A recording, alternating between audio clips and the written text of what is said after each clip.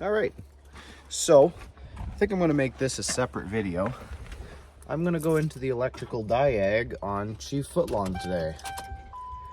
And to start things off, I will demonstrate every problem that has started since it got slightly tapped. Because it has really messed with a lot of things.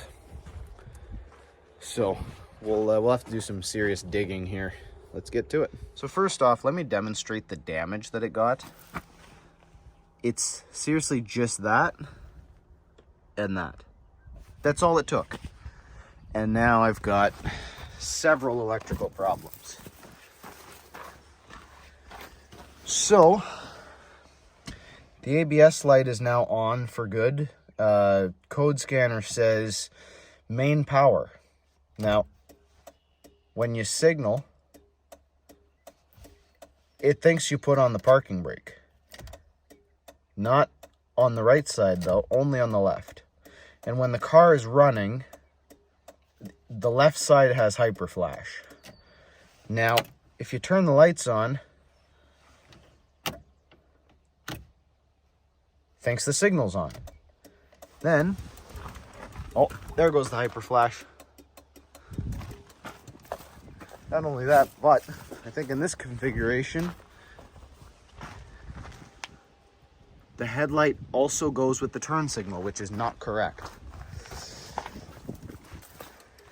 And on top of that,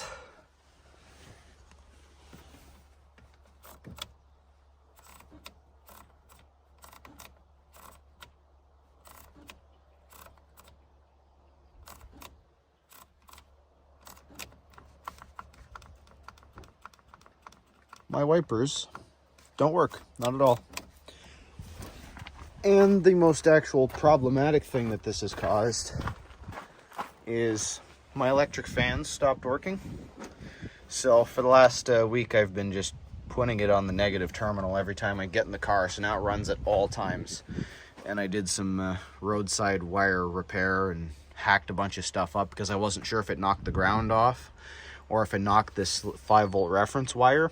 But it removed the 5-volt reference wire somewhere. So I'm going to strip down this side of the fender, and then I'm just going to follow that 5-volt reference until I find the spot where everything's pinched. Because a little bit of an electrical diag tip here.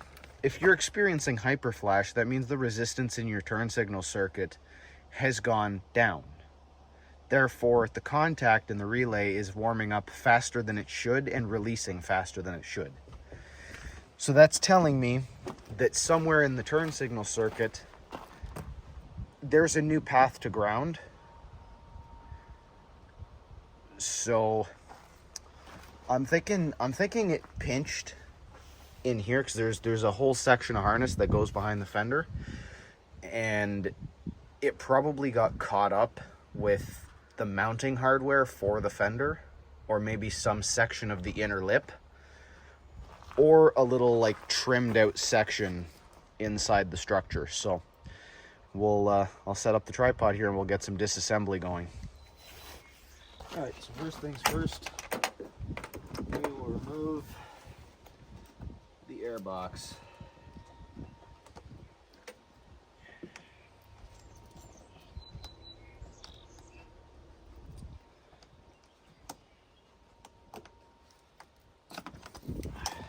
Plug off the half.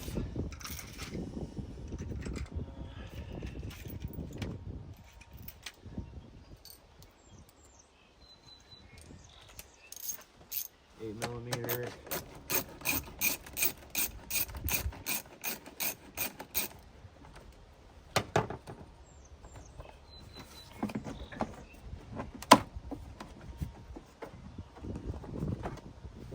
Air filter.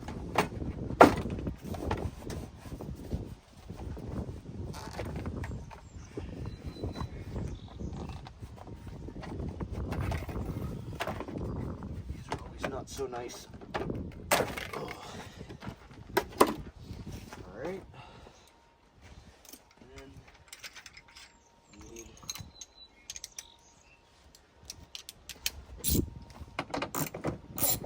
11.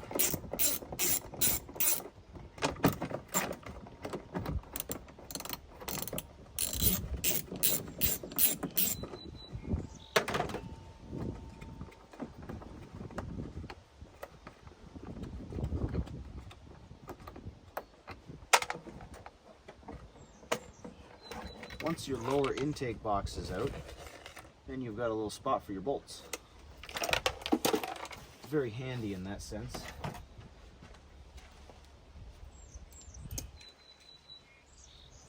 Now I think we'll go to remove the battery. And remember, when you're removing a battery and you're disconnecting your terminals,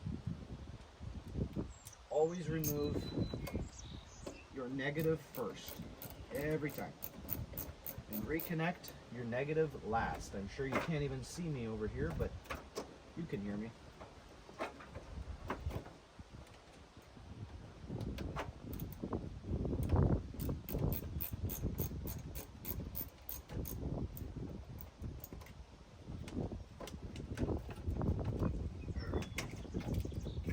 So the reason we're disconnecting the battery is because ECM's got to come off. Sorry, ECU, because it's not technically not an ECM.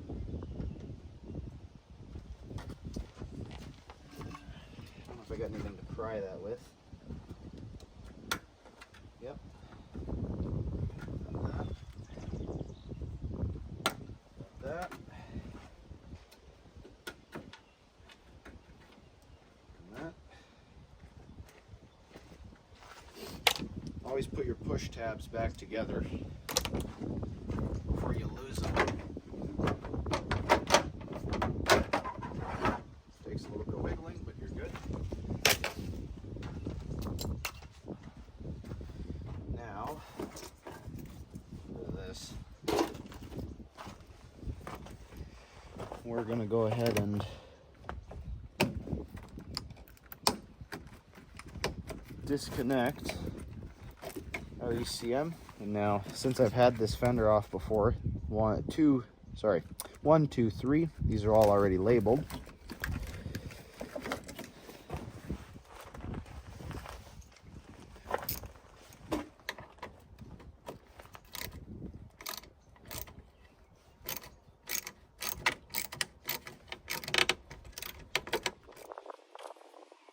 Well, due to where the harness passes, I'm going to have to remove the grill, the side markers, the headlights, and the bumpers. So let's get a shot of that.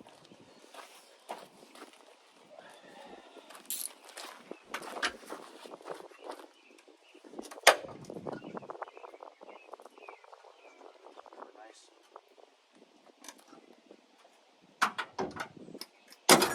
There we go.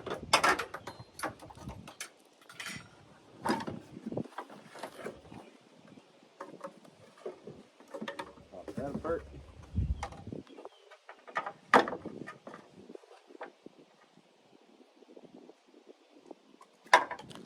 Get rid of this.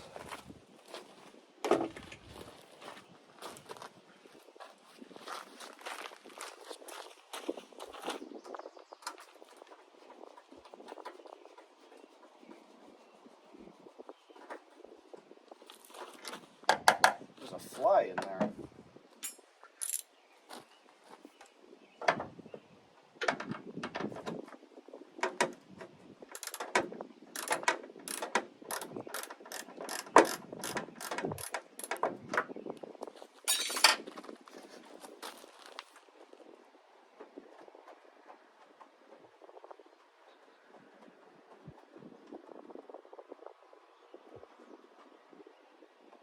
Oh, got stuck again.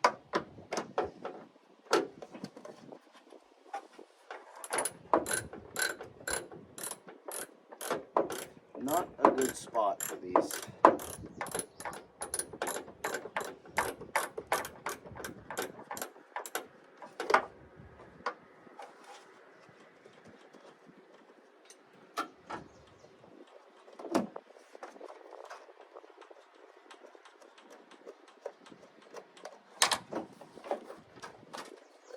Pop the bulb out.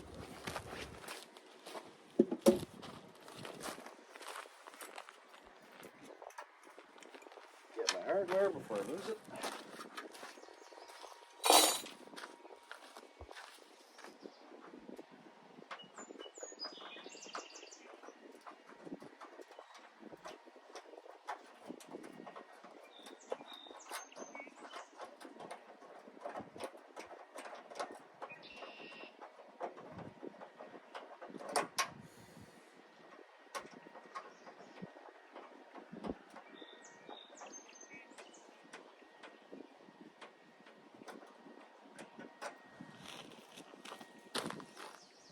Man, that's small. So is this wrench.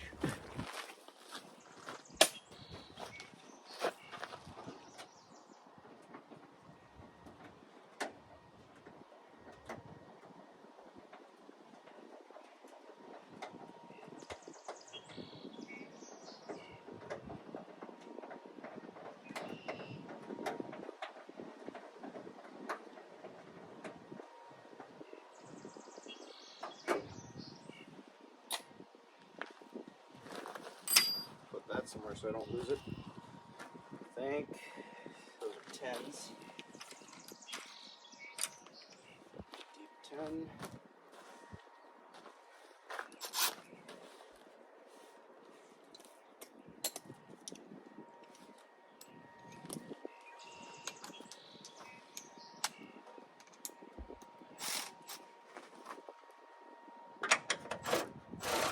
Oh, they're 11s. Why does this car use 11s?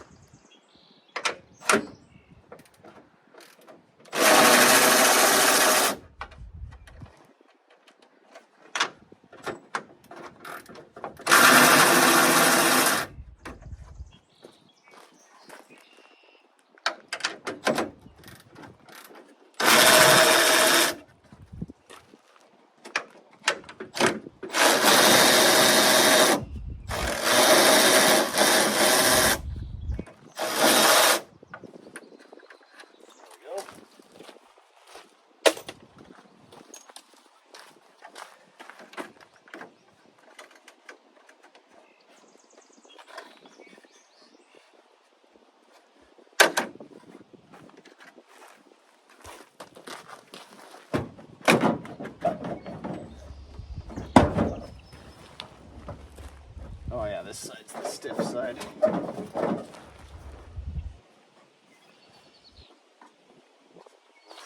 Might have to be mean to it. Yeah. Oh,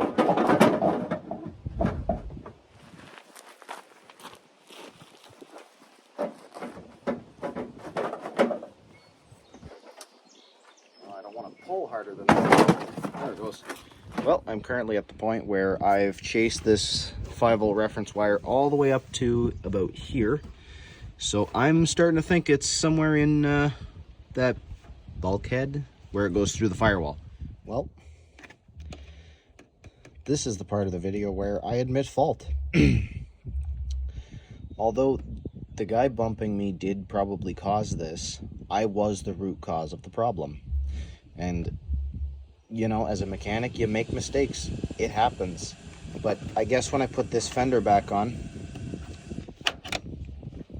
I failed to reattach this ground to this bolt hole right here.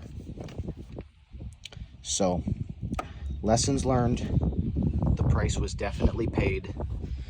And yeah, so I'm gonna trim up some of the plastic here because I'm having a tough time getting it in. And we're gonna clean some paint off of there, and yeah, I'm gonna put this back together halfway to test to make sure that that was it, and we'll have to see what happens.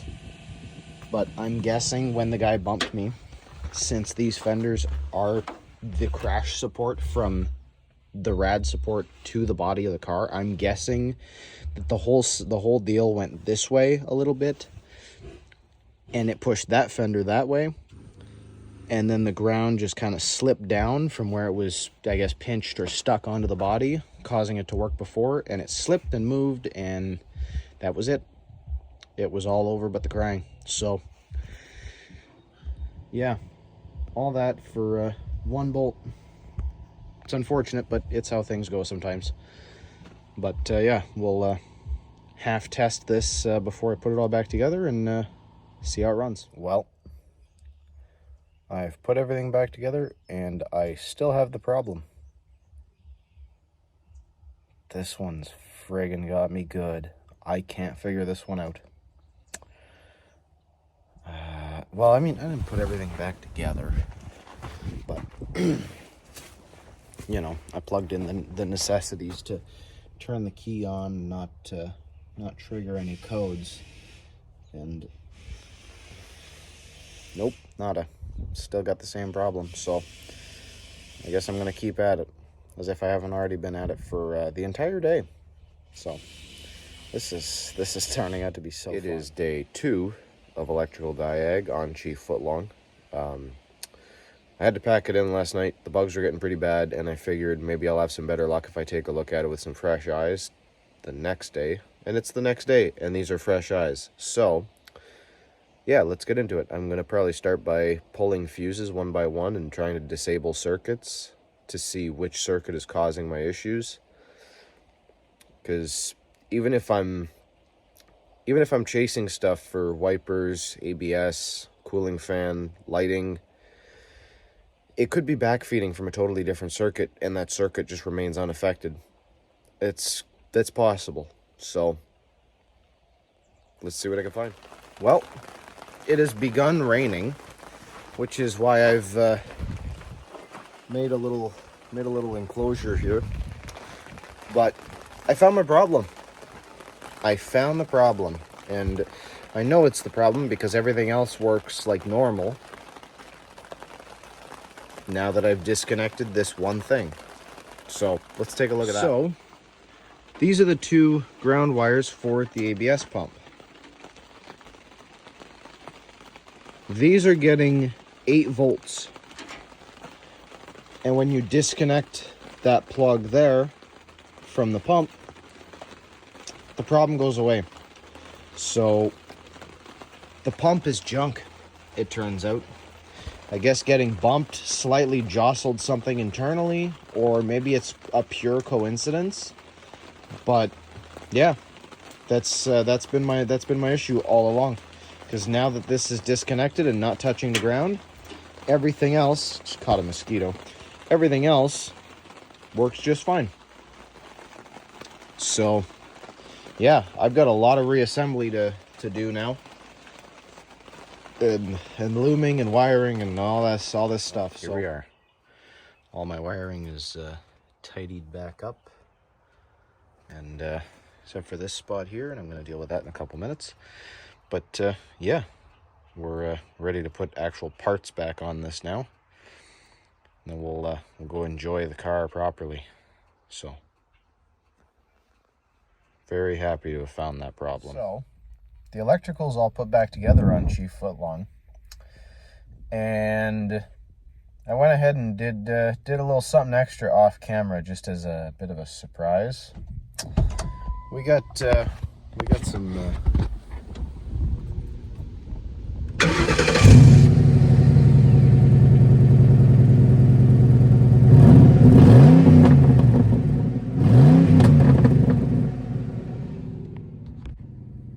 that's pretty good.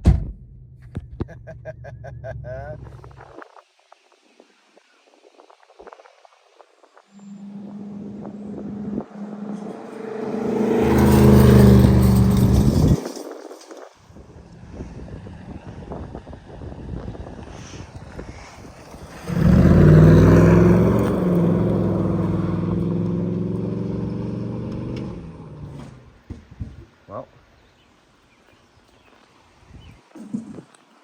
the true dual setup for Chief Footlong is done. It sounds pretty good, and this is the end of the video. So thanks for watching. If you didn't stay to the end, watch out. I'm coming for you. No, I'm kidding. Do whatever you want.